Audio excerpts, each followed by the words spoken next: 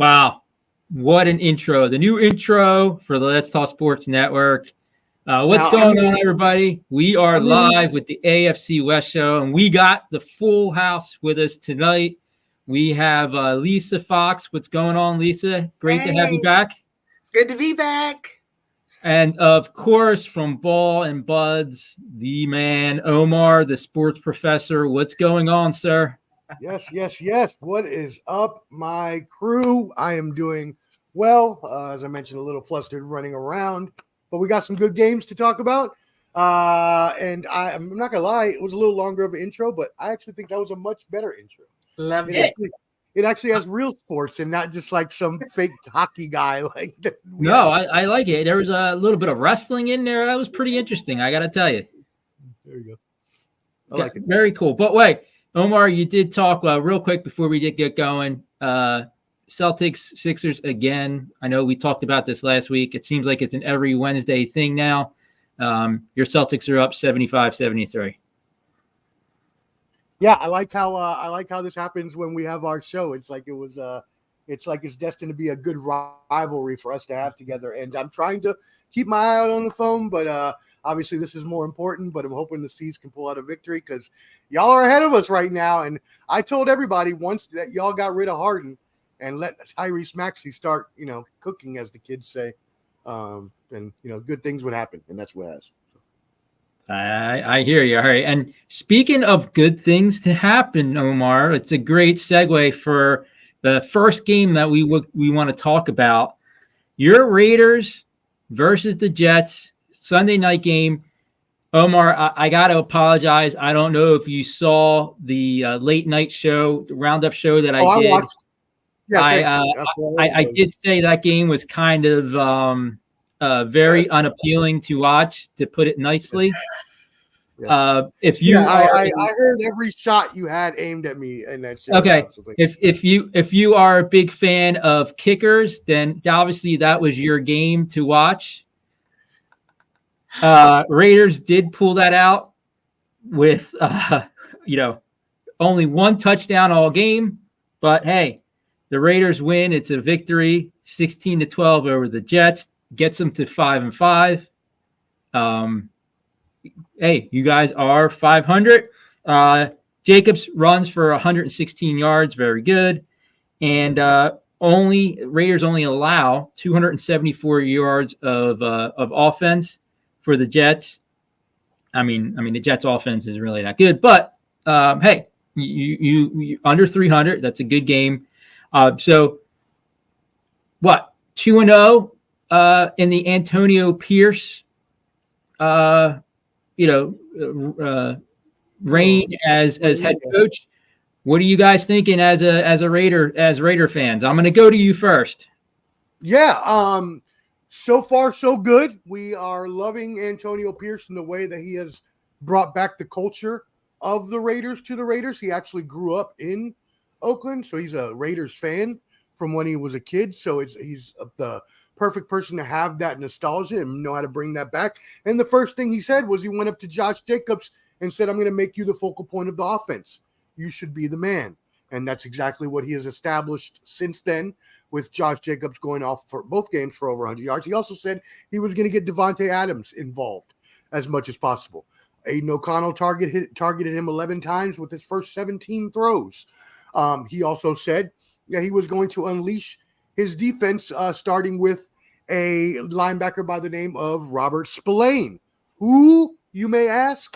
Robert Spillane. He was a backup with the Steelers last year. I only know because I asked my best friend who's a Steelers fan. But he's turned out to be a gem pickup for us. So has Marcus Epps. So has Marcus Peters. Nate Hobbs has played well. The rookies have played well, aside from the first round pick who has played horribly. But other than that, I think that we are on a good rise. I don't think it means anything in the long run of this year because, as you mentioned, the Jets are just a horrible team. The game we beat them was just like the game we beat the Giants, or just like when the Giants played the Jets, just a bunch of punts and field goals and lost fourth downs and things that you don't want your team to do. So while I'm happy we're on a 2-game winning streak, we have a lot of tough games coming up that I don't see us winning very many of. I'm sure we'll get into that. As for the situation, I hope if Antonio Pierce can keep it up, I hope we keep him this time, unlike Rich Bisaccia from the last time we had an interim coach take us to the playoffs. Now, he would have to take us to the playoffs, or at least get very close for him to have that chance. If not, I'm sure that Mark Davis will start a whole new search. Lisa, what are your thoughts as a Chiefs fan watching a rival? Obviously, that game was national televised, so a lot of eyes were on it. I don't understand why they're doing that to us. Just put us at like 4 o'clock in the afternoon and just leave us there. Yeah. Yeah. What was your take, Lisa? It wasn't fun to watch, I will say that. But hey, congrats. I mean, it was hard fought, and you pulled out the win. It was good to see Josh Jacobs. I mean, it did seem like there was a renewed sense of pride, and you guys went out there and really balled hard. I thought that was really exciting to see. Josh Jacobs is a beast. So I'm curious, what did you say as far as Devontae Adams? What were his numbers as far as targets go? Well, I was just talking about in the first 17 throws that O'Connell had, he targeted him 11 times. Overall, I believe he had 14 because I think he had only like a few in the second half. So. Okay, it's good to see them getting him back in action, because I mean he was just being wasted, man. He was being wasted. But I'm curious what you think about O'Connell. What do you think about him so far? Because I mean, we all knew that Jimmy G wasn't going to make it through the season. So what did you think? I think about that, and you were the first one to call that, Lisa, of all of us, and say that he had no chance to go without getting hurt, and he didn't even last a couple games, and he got hurt multiple times over a 6-game period. So, I don't see him being a starter in this league. I don't know actually what McDaniels actually saw in him. I much rather would have had Clayton Tune out of Houston, or even there were some other late picks that were there that could have been had, but I think you knew what his ceiling is. He's 24 years old, coming out of college. He had been there 5 years at Purdue. He had shown where he was going to be. He's a good backup. He'll be steady. He'll know the playbook. He can come in a snap and make sure he's a game manager. But if you want to win a championship, I don't see that happening. So I think that they're going to have to go out and draft another quarterback. I remember I said that last week. If somebody like the Panthers or possibly Cardinals get that first or second pick, as a Raider fan, you have to be trading up to try to get into that spot, to try to get, maybe obviously Caleb Williams is the main quarterback, or, Drake May, another great quarterback. I think that's going to be the two that are going to go first in the upcoming draft. So you got to try to get up there if you don't think O'Connell's going to be the guy. Yeah, I definitely do not think he'll be the guy. I think he'll be a great backup, and he was picked in the 4th round, so it's not it's a waste of a pick. If you go out and draft Caleb Williams this year, great. He can be a backup for us for the next 5 years until he moves on to another team. Awesome. I'm with you, though. If I'm a team, any team moving up, the only person I'm moving up for is Caleb Williams. I don't trust Drake May. I've watched some of his games this year, and he's all potential, and I don't see it. He looks a little Will Levis-y to me. So I would actually only trade up for Caleb Williams. And the good thing about that is this year there's not as many quarterback needy teams per se, but you never know. The Giants could decide to just waste all that money on Daniel Jones and trade up. So you never know. Oh yeah, there's definitely gonna be somebody. Patriots, somebody's gonna trade up and try to get a couple of those quarterbacks. Definitely. We'll come back to what's up this week as far as next games. But I want to talk a little bit about this game, and we'll throw it to Lisa first. One of the shockers this week was the Broncos-Bills game. Broncos pulling out a victory, 24-22. I will say a pretty weird way to win it, with obviously getting a second chance to kick a field goal, missing the 41-yard field goal, and then flag on the play, too many men on the field. Then you actually get the chance. What's his name? Is his name Will Lutz or something like that? Will Lutz, or getting a 36-yarder to win the game against the Bills. Whatever you want to say, a win is a win. The Broncos go to 4-5. Josh Allen having a horrible game, 2 interceptions. He's got to cut back on that. Wilson throwing for 2 touchdowns. Definitely a shocker for me. Lisa, what were your thoughts on that game? I wasn't too shocked because after that, 70 points the Dolphins put up against them, they were just so embarrassed. The team was embarrassed. Sean Payton was embarrassed because Denver has a really good defense, and why they hadn't shown up to this point, I don't understand it. But yeah, they've really shown out since. And I'm not surprised because the Bills, I don't know, they're imploding. The Bills are imploding. Josh Allen can't seem to. He's trying to. I don't know what's going on with Josh Allen. I don't know what's going on with him. But I was not really too surprised, honestly.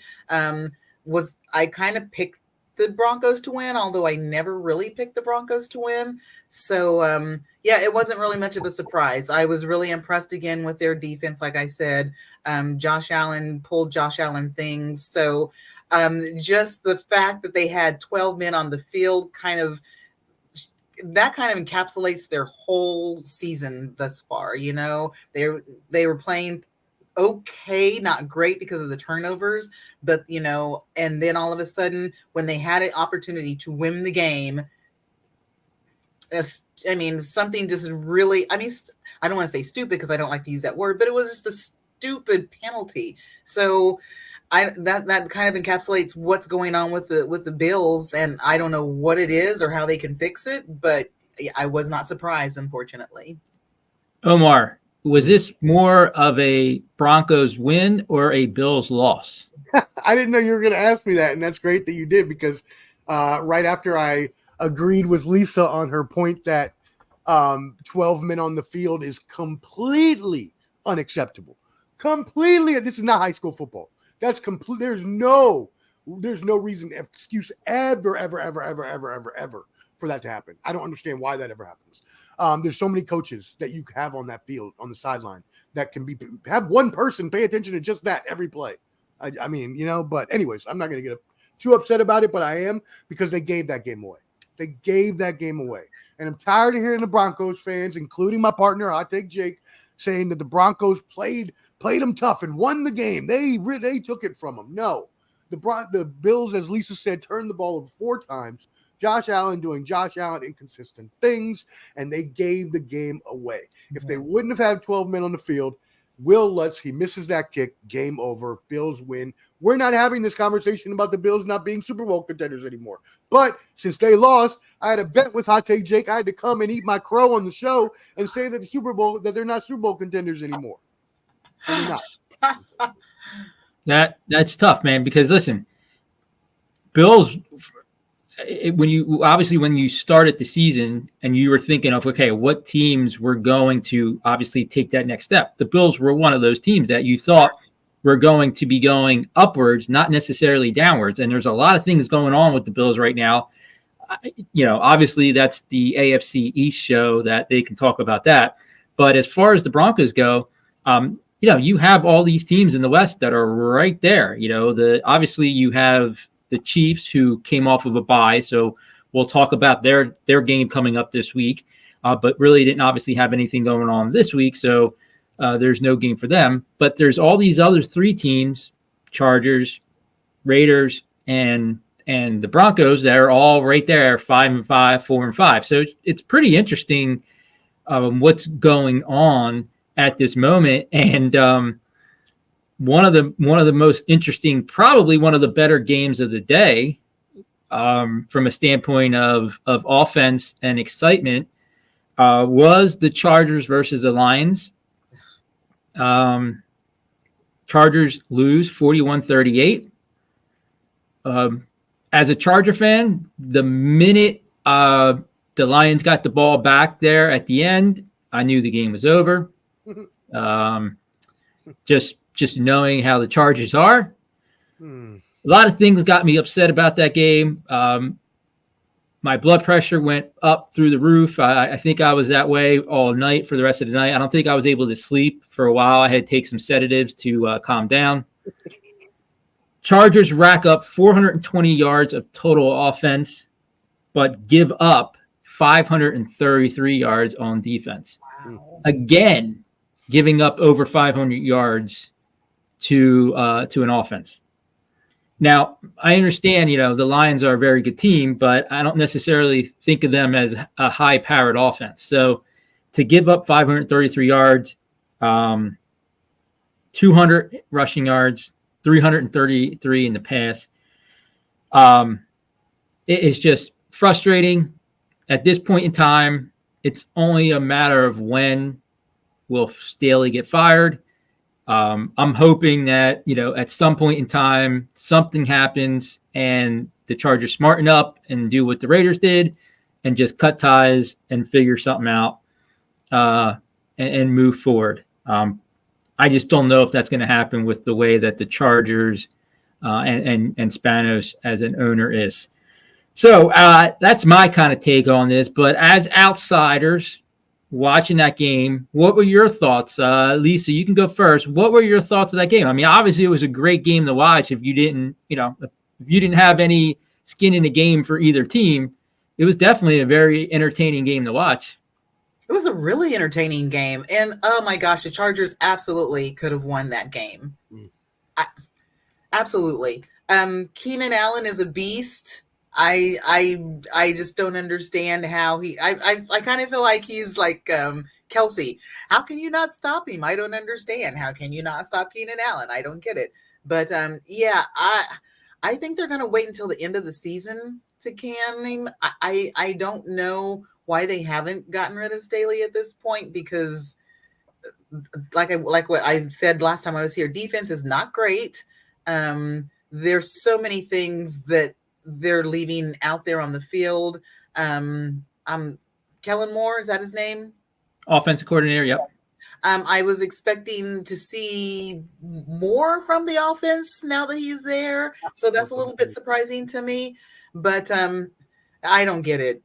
I don't understand. I don't understand why you're fighting. I don't get it. Lisa, though, how much more can you give? They got over 400 yards of offense and scored 38 points. The offense. I mean, what more do they need to do? I mean, literally every single game, Herbert walks onto that field as to warm up, and he goes in his head, "Oh crap, I'm going to have to score 50 to win." Yeah. So if it's not Kellen Moore, then are you blaming Staley for this? So 100%, 100. If I can go above 100 and it makes sense, it's Staley. Staley came into this team as complete disguise to everyone, pulled the wool over everybody's eyes, and said he was a defensive guru who had this, new thought process of being able to stop any team and the bend don't break and all that crap and all this terminology he wants to throw out there.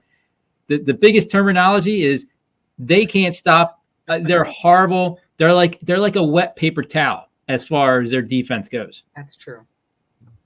So, I don't know what more the offense can do.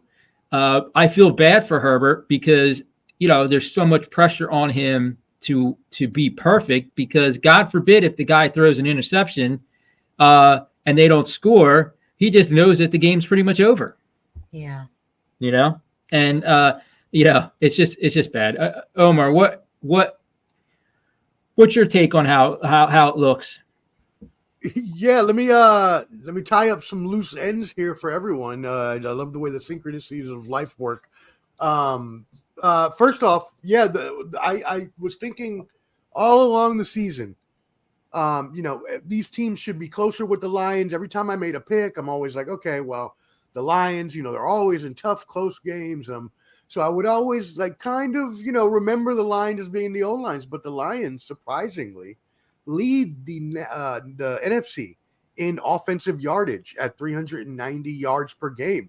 They are not the old Lions anymore. They are a high-powered offense. With Jared Goff playing like an MVP, they got a good running game, Jahmyr Gibbs, and then they got Amon St. Rob Brown on the outside. So very good team. Not a shame to lose to that team at all, unless you are the Los Angeles Chargers, who could not lose that game and still lost that game at home in front of their non-existent fan base because they're in San Diego, wishing they would have never left. I'm sorry to break your heart with all these comments, Rob. I agree with you. Spanos is not. We all know he's too cheap to fire him mid-season.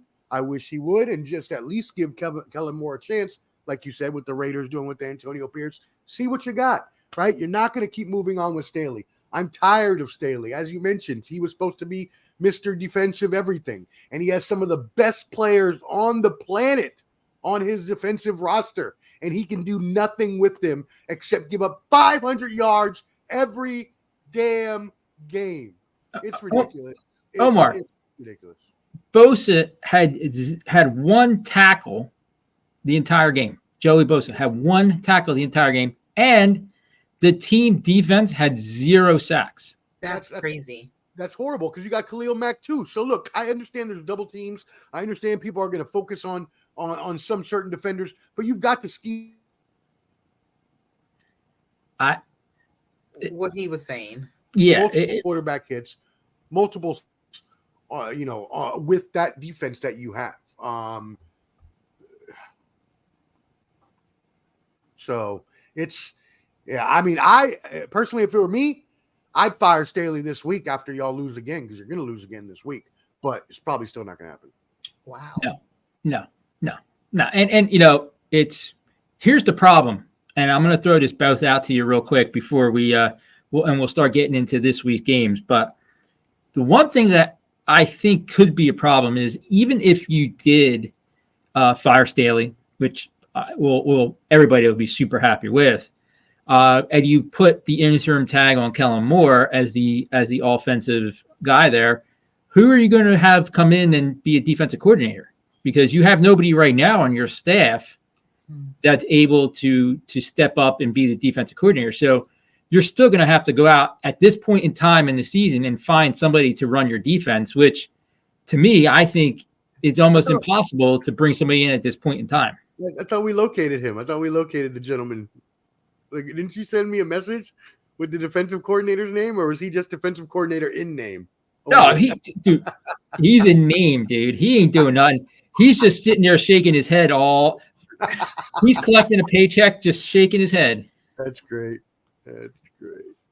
That's the problem. And I think, obviously, I think that does obviously play into it a little bit, that the reason why they haven't fired him, because, the offense isn't going to be the problem, and bringing Kellen Moore up and making him, elevate him is not going to be the issue. It's still going to be on the defense. Not like the side, defense no matter what. It's not like the defense is going to get better if you keep Staley. It's just continue to get worse. I mean, at least try something different. I mean, I know that I am the definition of insanity, but I heard it's when you try to do the same thing over and over again and get the same result like I do every day of my life. No, I listen, I totally agree with it. But listen, you mentioned, you threw it out there. We'll get into it now. Chargers are playing Green Bay this week. Green Bay is actually getting 3 points, which to me, I think is just, that's weird. Over under 44.5. Omar, you kind of threw that out. You threw a little jab at me, so I'll let you start. What's your take? What's your thoughts on this game, and where are we going to go? Yeah, I think it's just a downhill slide. Once I saw y'all lose that game the way that you did, in the fashion that you did, I looked at the schedule and I said the Packers should be a win. But I just think the way that y'all lost is going to start a downhill slide for y'all. So the Packers by 3 is a weird line. I mean, even if they are at home, which they are, they got to be at home if they have 3. But anyways, I just think y'all are done for. I think y'all are toast. And I see just a close, Packers victory, field goal victory, something like that. We got the Ravens after the Packers. So you're right with this. If this game goes a certain way, it is a downward spiral. Lisa, what are your thoughts? I actually see you winning this game. I do not see you losing this game against the Green Bay Packers. And maybe and maybe I'm not giving enough credit to Jordan Love and LaFleur, but I honestly do not see the Chargers losing this game. If the Chargers lose this game, it is just downhill from here. It's just downhill. Okay, let me throw this out. One word answer. If the Chargers lose and they lose in a bad fashion to the Packers this week, does Staley get fired on Monday? One word answer. Lisa.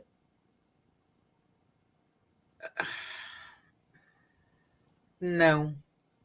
Omar.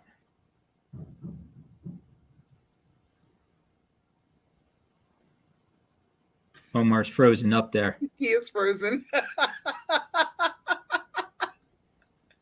There's your answer right there. I guess the frozenness is the answer. Of course, I would freeze when you give me the one word answer question. Absolutely.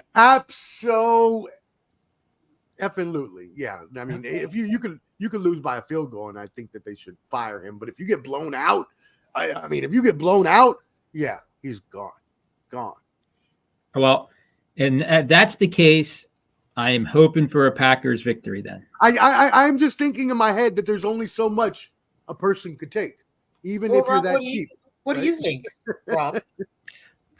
Okay, so what I think is this is a game that the Lakers, man, I'm really off now. You're all over the place. the Chargers should definitely not lose this game. They have better talent. They have a better offense. Lisa, like you said, with Jordan Love, I'm not necessarily sold on him. Don't they both come from the Shanahan coaching tree? Who? Staley and LaFleur? Do they? Does Shanahan? No, LaFleur. No, he came from McVay. Oh, McVay. Okay, that's right. McVay. I'm sorry, McVay. Yeah. Sorry, McVay, not Shanahan. That's why I was thinking McVay. Thank you. Yes. Yeah. Okay, cool. But yeah, I mean, this, when you look at it from just, looking at it on paper, this should be a Charger win. But on paper is not how the Chargers work. And obviously there's something going on, coaching, whatever you want to call it. It's just not happening. So we'll see. And if that's what it needs to happen to get Staley out of here, then go Green Bay. I mean, if y'all were to go in there and the score was like 35-3 or something, yeah, I would hope he would fire him. I really hope he would. Oh, that'd be great. Let's talk a little bit about. I can't see that happening. I can't see you going into Green Bay with Justin. I mean, is it going to snow? Because I don't think Justin Herbert's going to get blown out. Okay, all right. No, and it's right, but listen, it doesn't have to be a blowout though. Like you said, we can go back and forth, and the defense is going to let the Green Bay get all these yards, get all these points. The Chargers are going to have to try to outscore them, and then it's going to come down to who has the ball last. It's going to be the Packers. We're not going to be able to stop them. They're just going to drive right down, kick a 35-yard field goal, and the game is going to be over. It's a script. It literally is a script that the Chargers have written for the past 5 years. You're right. It's sad. It is. And it is what it is. Denver is playing Minnesota. We can touch on this game a little bit. Denver is getting 2.5 in this game against Minnesota. The over/under is 43.5. We'll start with you, Omar. What are your thoughts on this game? Is it in Minnesota? I believe so. Okay, yeah, that's what I thought when you said the line. I haven't done my picks for the week, so I haven't looked. But I actually think Minnesota with Josh Dobbs has been playing very well. I do not see I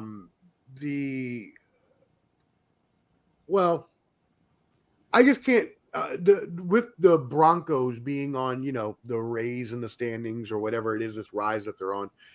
I just can't see them going into Minnesota and beating them at their home, especially with the way that Josh Dobbs is playing. Now, Alexander Mattison got hurt last week, and Justin Jefferson still isn't back yet, so those could be problematic. But I'm also a big Broncos hater. I'm a big AFC West hater, but I especially don't like the Broncos because I work with Hot Take Jake this year, and he's very annoying. So I'm going to say that the Broncos lose by a field goal in Minnesota. Okay. All right. Lisa, what's your take? This one is very interesting because of the whole Justin Jefferson out situation, the whole Kirk Cousins is out situation, the whole interesting Josh Dobbs thing going on there. That's a whole vibe. I'm not really sure how to take that. This one is so interesting to me. And the only reason, because I really have no faith at all in Russell Wilson. I really don't. I know he's been playing better. Good for him. I have no faith in him whatsoever. But that defense, it's so hard to get past that defense. And with Josh Dobbs and being new, that's gonna be a really tough one for him, I think. But they are on the road. I don't know, man. That one's so hard for me to call. I'm gonna give this one to Minnesota only because I don't really believe in the Broncos. Man, both you guys not giving any credit to the Broncos this week. Jeez. I'm like Lisa. I do not trust Russell Wilson. I don't think. I mean, people say he's been playing better. I'm sorry. When did playing better be under 300 yards? Even average quarterbacks should be throwing for 300 yards every week. There's no reason for you to be throwing for 194, 5 yards, 1 touchdown, 1 interception. That's Aiden O'Connell and Sam Howell numbers. Well, right. But the one thing though that Russell Wilson isn't doing is throwing the interceptions. I mean, he is going, 195, but 2 touchdowns, 3 touchdowns or whatever. And I think just the fact that he's not turning the ball over is helping the Broncos. And I'm going to go with the Broncos. I'm going to say that, they have a nice little win last week, a little bit of momentum. We'll see how it rolls over into Minnesota. It's a winnable game for them. And this is one of those games where, I wasn't a fan of Sean Payton in the beginning of the year. I really don't like him. I don't like the way he talks, and he just seems a little bit cocky and all that stuff. But he is a pretty good coach, especially from an X's and O's standpoint. I think he's definitely, he's a, I don't want to say top-notch type coach. I wouldn't put him in the greatest, but he's a good, serviceable coach. So I think he's going to have these guys going the right way, and I think this is going to be another victory for the Broncos. This is the way I say it. If the Broncos win, that'll be 4 in a row. I don't see that happening. I could be wrong. I don't see that happening. The way I see this is their resurgence is kind of like when McDaniels got fired, and you had a renewed sense of of commitment to the team, or when there's a new quarterback and you don't really have a lot of tape on him.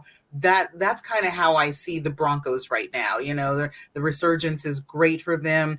Like I said, the defense is legit, but the offense, I really don't see that as really an issue for a good defense. So it'll be an interesting game. I want the Vikings to win. Maybe that's why I'm choosing them, but yeah, it'll be interesting. Next game we got going on. We'll go to the Raiders. Raiders are playing Miami. Miami is giving, and I'm trying not to laugh too much, giving 12.5 to the Raiders. And listen, Raiders are on a win streak, 2-0, and they're still getting 12.5 points in this game. Over under is 46.5. Omar, this is your game, so I will let you take the floor first. What are your thoughts going against Miami this week? Yeah, you want to know why they're getting 12, Rob? Because I don't agree with you on one point that you made earlier in the show. A win is not always a win. I do not believe all wins are created equal. I do not believe a win over the Jets is akin to, even y'all losing to the Chargers. I would take losing to the Chargers 41-38 before I would take a 16-12 Jets win, because at least it would tell me the team trajectory is a little better, right? Our offense is obviously a little better, stuff like that. Yeah, I'm giving them 21. I think they beat us by at least 3 touchdowns. Yeah, I'm seeing a blowout. I don't see us standing much of a chance at all in this game. So I'd say at least 3 touchdowns, if not more. What happened to Antonio Pierce being the next savior, man? That's fine. That doesn't mean you're not gonna lose games. And if the team is clearly better than you, the team's clearly better than you, you know? And again, I'm the one that always says any given Sunday, and it happens, right? The Broncos beat the Chiefs a couple weeks ago, so it happens. Sorry to bring that up, Lisa. I know you weren't here, but but I just can't see it. The Dolphins are so much better of a team than the Raiders, and the Dolphins need this win to get themselves righted and ready for the playoffs. So I just cannot see them losing this game. Lisa, what do you think? I don't see them winning this game. I do think that there is a blueprint out there, however, to stop the offense if they're able to execute, which I really don't put a whole lot of trust in. But I mean, if they can just slow down those wide receivers and get to Tua, and I know Max Crosby would be able to do that. If Max can get to Tua, it's going to be a long day for Tua. But doing that because he has such a quick release, it's going to be really tough. I really don't see the Raiders winning this one. I don't want to say it's going to be a blowout, but they probably will win by at least 2 scores. I agree with both. Yeah, I think the points will definitely be covered by Miami. I don't think that's going to be an issue. It's in Miami too, and it's a 1:00 game, isn't it? Yeah, going over. Yeah, going travel east. at 9 a.m. Yeah, we're not winning this game, even close. Yeah, is that the biggest point spread? I think isn't that the largest point spread of the weekend? I believe it's got to be. Yeah, it might be. Yeah, I think so. Last game that's out there, I saved it for last because it'll probably be the best game of the week. Yep. It is a Super Bowl rematch, having the Chiefs versus the Eagles in Kansas City, correct? Yes. Right. So the Eagles have to go into Kansas City. Kansas City is giving 2.5. I have some thoughts on Eagles just because I hear a lot about the Eagles being this close to the Eagles, living in South Jersey. But first, I'm going to throw it to Lisa. Lisa, it's your team. Let's hear what you got, and what do you think of this game? Well, it's going to be a good one. First off, I'm really excited about it. I think most people in Chiefs Kingdom are excited about it because of the way the Super Bowl ended last year. There were a lot of questions, although they both are different teams. Obviously, both are struggling a little bit on offense. So it's going to be really interesting to see how they match up so far this year. I've got the Chiefs. No surprise there.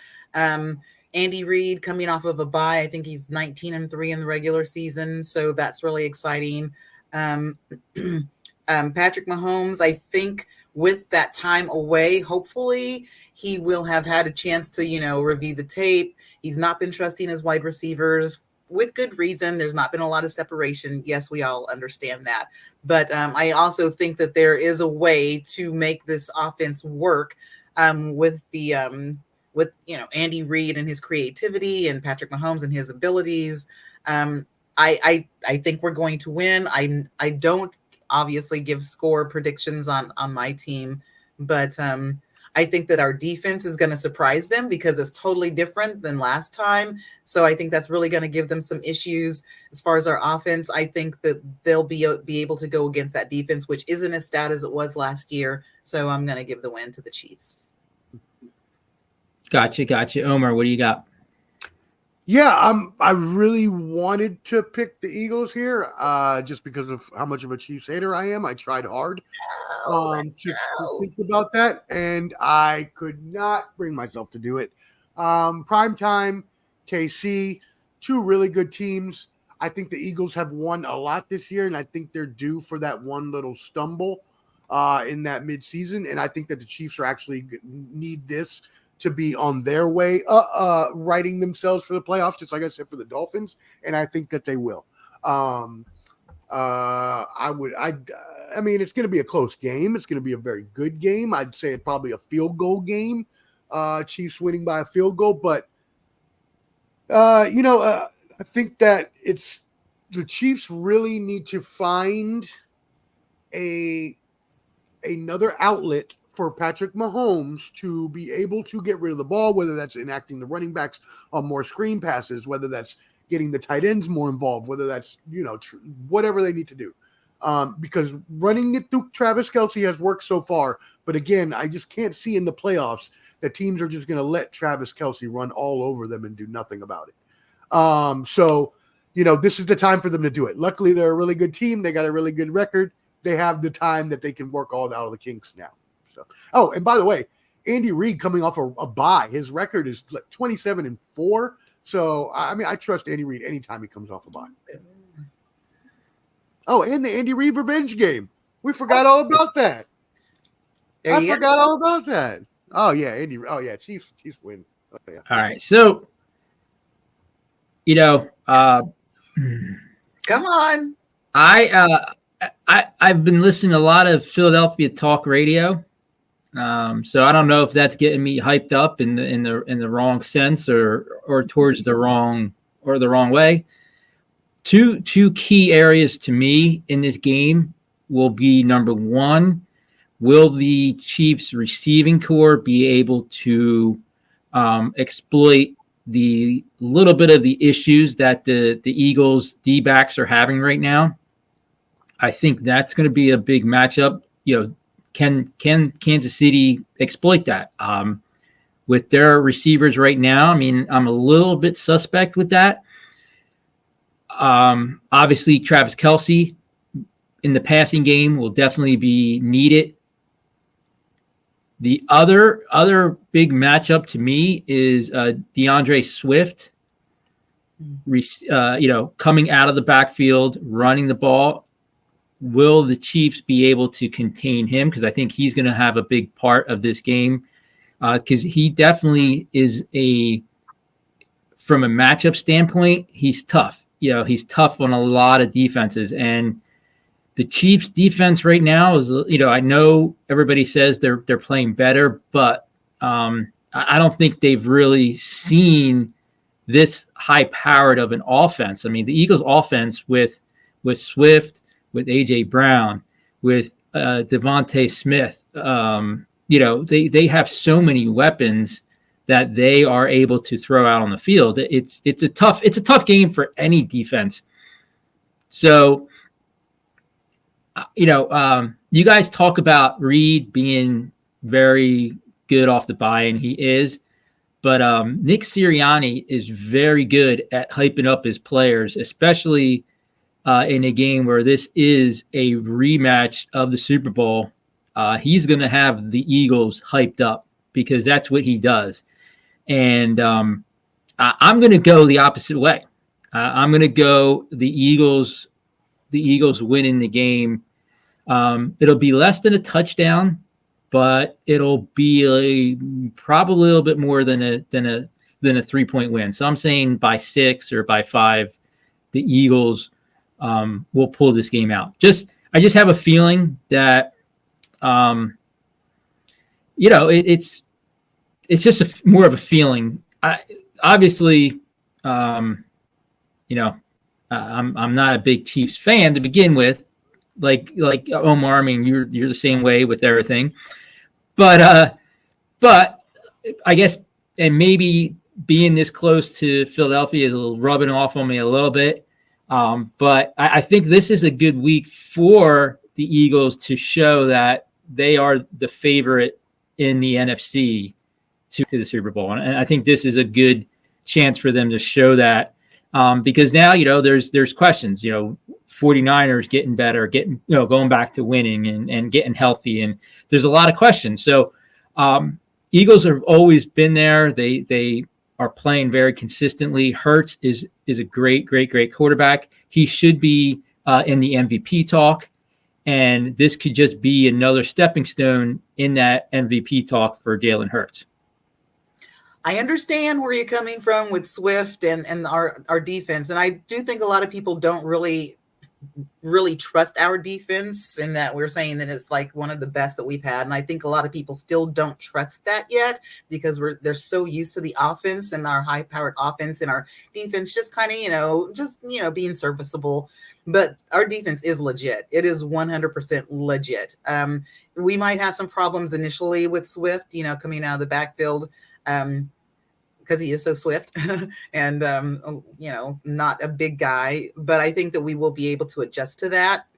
I think they'll be a little bit surprised by our defense. I am a little bit concerned about the long ball.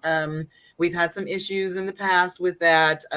We've got our lockdown corner. We got McDuffie, who's doing fantastically, but I really think he has issues with the long ball, shifting his hips, getting in position. So I'm a little concerned about that.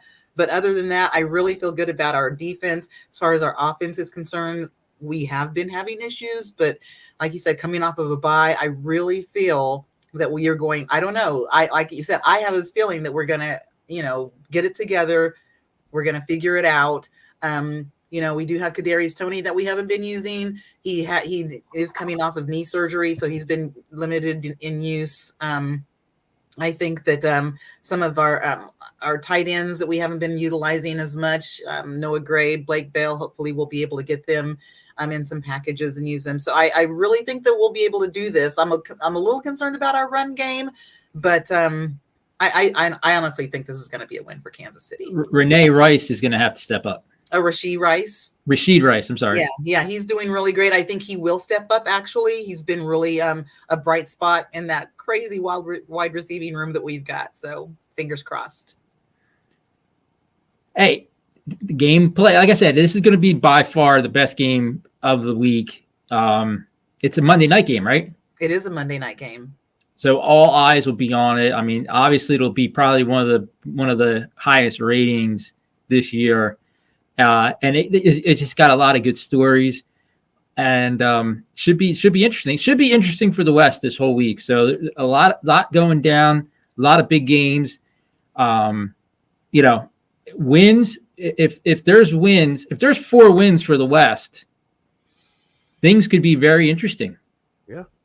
Well, it seems like we're coming up.